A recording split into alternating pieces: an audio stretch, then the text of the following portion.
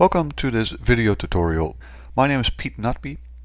In this video tutorial I would like to show you how you can log in your website to edit content, and in this case we're logging in on the so-called front end, the front part of the website. On your website you will have a login link for those users that have asked for that login link, and in this case in the sample website I've just made it a menu item, but in your website it could be at the bottom left or bottom right. That is something that should be known to you where that login is. Once you've found your login link, you can click it and you get a field with a username and password. That username and password will have been given to you. Once I use my username and password and click on login, I can now edit items. How can I see that I can edit items? You can see this little mini icon which represents a blank page with a pencil.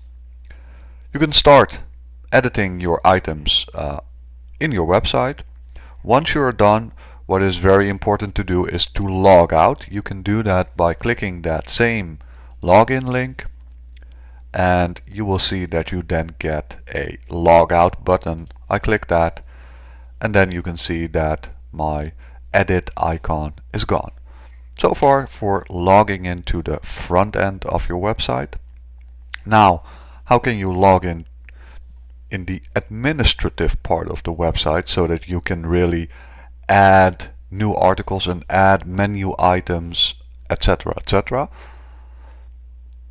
Most of the web browsers will now have a tab feature, so I will work in a new tab. I will go to my website, and in this case where it says yourdomain.ca, of course you have to fill in your own website's domain, and then behind this front slash I'll type administrator. And then I get the login to the so-called back end of the website. Again, the username and password should have been given to you. I type it in, and here you have the so-called administrative back end, and as you can see there's a lot more features here, and we'll get to what you can do in this back end in a different tutorial. Also, when you're done here, very important to use logout at the right top, and as you can see we're now logged out. This was logging into the back end of your website.